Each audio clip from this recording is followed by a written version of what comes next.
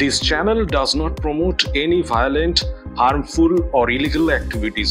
All content provided by this channel is meant for an educational purpose only.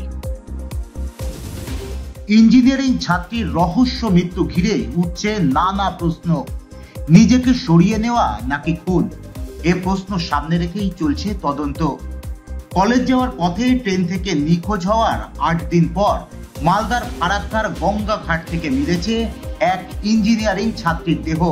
Police সূত্রে জানা যায়, বছর 20-র মৃত ছাত্রী দীপ্তি ভগত মালদা জেলার হরিশ্চন্দ্রপুর থানার বারদুয়ারি এলাকার বাসিন্দা।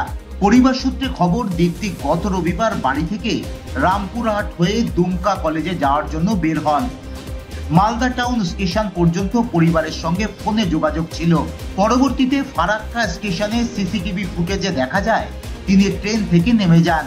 শুক্রবার রাতে দীপ্তির পরিবারের কাছে একটি অচেনা নাম্বার থেকে 2 লক্ষ টাকা মুক্তিপণের মেসেজ আসে। শনিবার ফারাক্কার শঙ্করপুর ঘাট থেকে তার দেহ উদ্ধার ঘিরে চাঞ্চল্য ছড়িয়ে পড়ে। এর আগে এনটিপিসি নেতাজি সেতু এলাকা থেকে তার ব্যাগ এবং মোবাইল পাওয়া যায় বলে খবর মিলেছে। এখন প্রশ্ন উঠছে, কেন ওই ছাত্রী ফারাক্কা স্টেশনে নামলেন? মুক্তিপণের মেসেজের উদ্দেশ্য কি ছিল?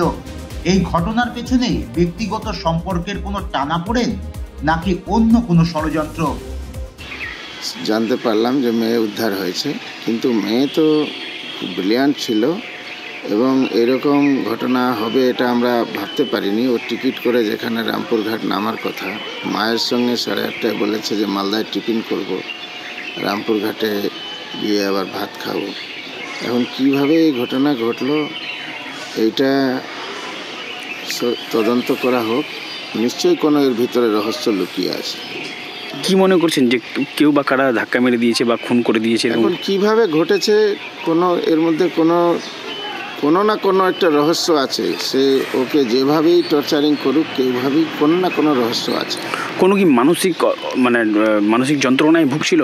না, আমাদের বাড়িতে তো কোনো কিছুই ছিল না। আমাদের বাড়িতে ওগুলো কোনো কিছু না, হাসি খুশিতেই থেকেছে। তার আগের দিনে সব কিছু নিজের যাওয়ার জন্য জিনিসপত্র কিনেছে, গেছে, এটা নিয়ে কোনো নাই।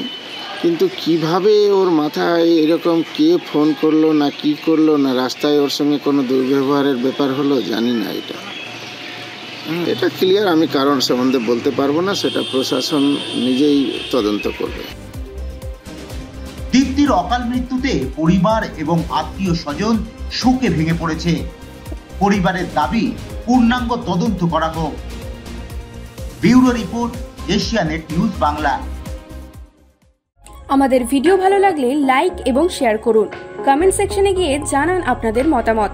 আরও ভিডিও পেতে আমাদের চ্যানেল সাবস্ক্রাইব করুন এবং প্রতি মুহূর্তে খবরের আপডেট পেতে প্রেস করুন বেল আইকন।